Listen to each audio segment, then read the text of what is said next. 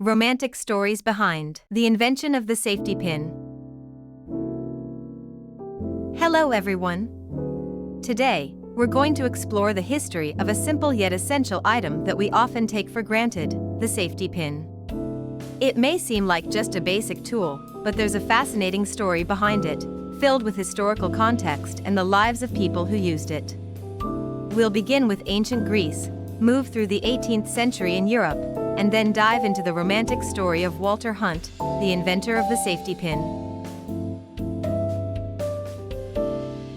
Part 1. Clothing and pins in ancient Greece. In ancient Greece, people primarily wore two types of clothing, the chiton and the himation.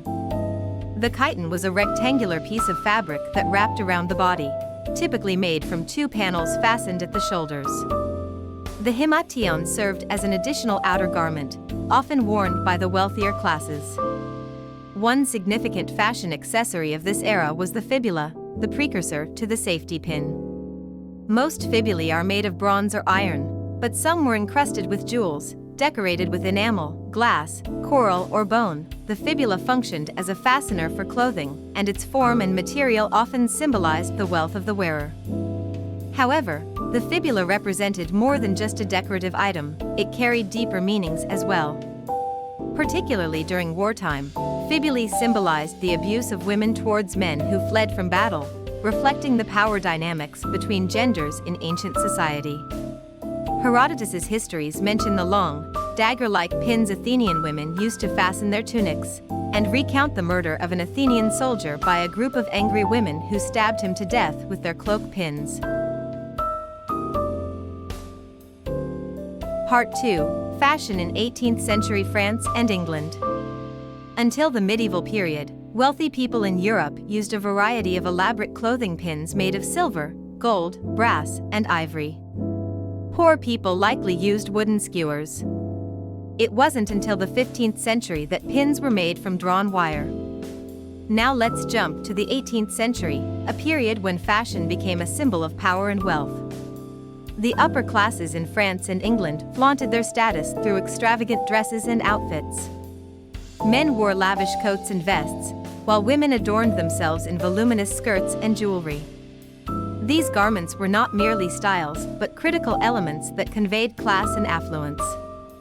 Meanwhile, for centuries, metal pins remained expensive and luxurious items. In England, the term pin money originated from the custom where the head of the household would gift the woman of the house money on January 1st or 2nd to purchase pins for the year. In this era, the necessity of the safety pin became even more pronounced. With the complex structure of clothing, safety pins evolved from mere fasteners to essential decorative elements. While embracing one another, people often faced discomfort from the elaborate dresses or coats, and safety pins played a vital role in alleviating that discomfort. Part 3. The romantic story of Walter Hunt. However, even in this fashion-forward age, lovers faced challenges when they tried to embrace each other. Women's dresses, often made from multiple layers of fabric, could cause discomfort and even painful pinches. While safety pins were meant to help, the discomfort from the intricate outfits lingered. At this point, we must introduce the story of Walter Hunt.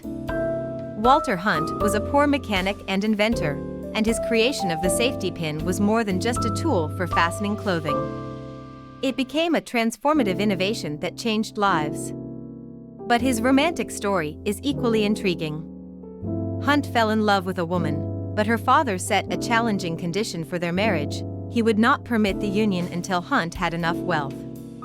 Under this pressure, Hunt decided to create an invention that would secure his financial future.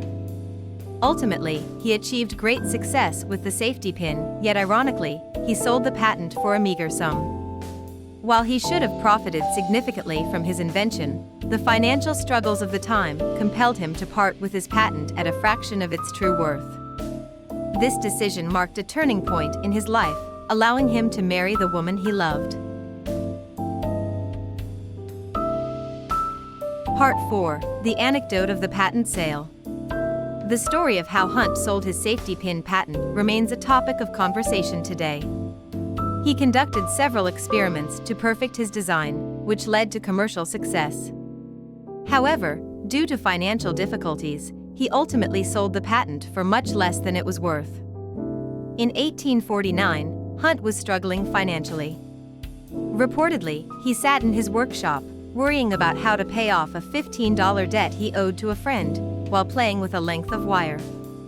As he was twisting it, he discovered that when coiled and then clasped to itself, the wire retained enough spring to be unclasped and clasped again.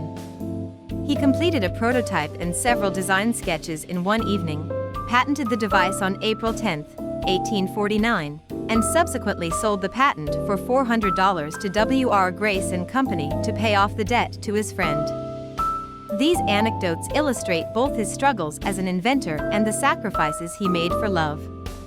Although Hunt's invention enabled him to marry the woman he adored, he paid the price by undervaluing his creation.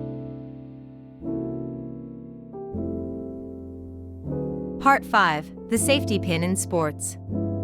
Given the huge amount of money spent on sportswear and team outfits, why has no one come up with a better solution for attaching the competitors' numbers to their vests other than using safety pins? Well, it's a matter of logistical convenience, says Andy Dixon, editor of Runner's World. All the bibs, in the Olympics this year, are produced and controlled by Locog in London, and athletes are only given their bibs in the first call room, about 40 minutes before the start of their event, where all of their kit gets checked to make sure it complies with Olympic rules. For example, it doesn't feature any unauthorized logos. Their uniform will have been manufactured months in advance. Safety pins still trump self-adhesive labels, as the latter still depend upon how dry the material is when applied, and can sometimes come unstuck during rain or when the athlete gets sweaty, says Dixon. For all their low-tech utilitarian nature, safety pins are clearly a successful product design. They have been around since before the first modern Olympics were even a glint in Baron de Coubertin's eye. Part 6: The Safety Pin Today.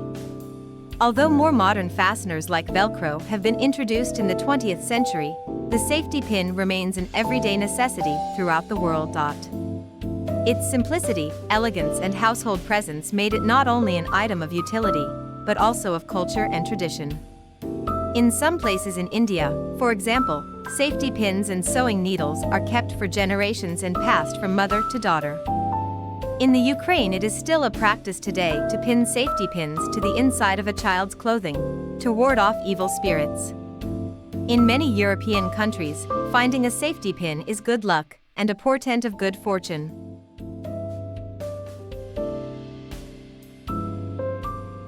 Today, we've delved into the history of the safety pin and the story of Walter Hunt.